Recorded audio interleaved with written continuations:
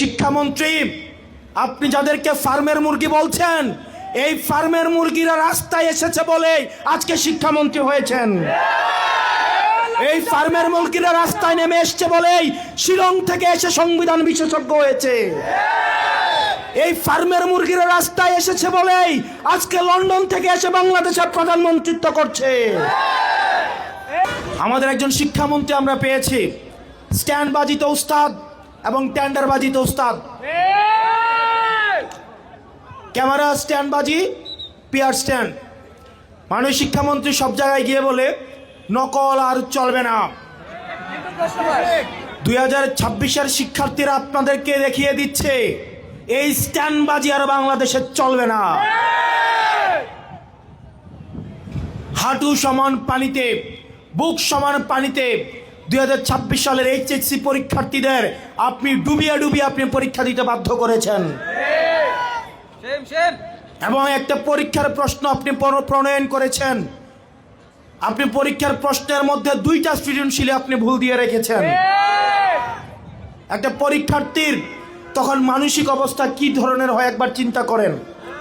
সে যখন দেখে প্রশ্নপত্রে ভুল, সে যখন নিজে চেষ্টা করে পরীক্ষায় উত্তর মিলানো, পরীক্ষা দিয়ে এসে হয়তো বুঝতে পারে প্রশ্নপত্রে ভুল, সে যখন উত্তর মিলাতে পারে না, তখন পরীক্ষার মধ্যে কি ধরনের মানসিক অবস্থা তৈরি হয় একবার চিন্তা করেন।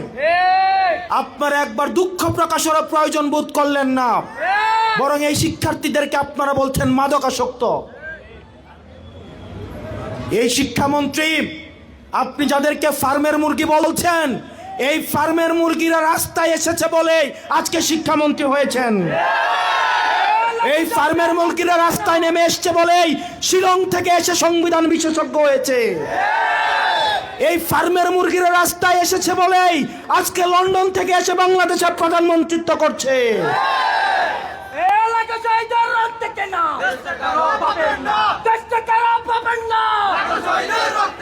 শিক্ষামন্ত্রীকে বলবো, শিক্ষার্থীরা গিনিপিগ নয়। শিক্ষার্থীদেরকে নিয়ে এক্সপেরিমেন্ট বন্ধ করুন। কিছুদিন পর পর একটা জিনিস ইচ্ছা হয়, আপনারা সেটা তাদের উপরে চাপিয়ে দেন, শিক্ষার্থীদের উপরে চাপিয়ে দেন। এই শিক্ষার্থীদের আপনাদের এক্সপেরিমেন্টাল টুল না, যে যখন ইচ্ছা তাদেরকে নিয়ে এক্সপেরিমেন্ট করবেন, এক্সপেরিমেন্ট ফেল করলে আবার সে এক্সপেরিমেন্ট তুলে নেবেন। কারণ আপনাদের সন্তানরা দেশে পড়াশোনা করে না, আপনাদের সন্তানরে আপনারা বিদেশে রেখে পড়াশোনা করান। পরের সন্তানদেরকে রাস্তায় রেখে রাজনীতি করাবেন, পরের সন্তানের ভবিষ্যৎকে নষ্ট করবেন, পরের সন্তানদেরকে নিয়ে এক্সপেরিমেন্ট করবেন। এই বাংলাদেশ নিয়ে এক্সপেরিমেন্ট আর আমরা আপনাদেরকে করতে দিব না। 2026 সালের HSC পরীক্ষার্থীদের প্রতি সংবেদনশীল আচরণ করার অনুরোধ করব। না হয় এই শিক্ষার্থীরা যদি রাস্তায় নেমে দৃঢ় অবস্থান নেয়, আপনার পাটাতন যে শক্ত না, এই অর্ধবেলা আন্দোলনেই সেটা বোঝা গিয়েছে।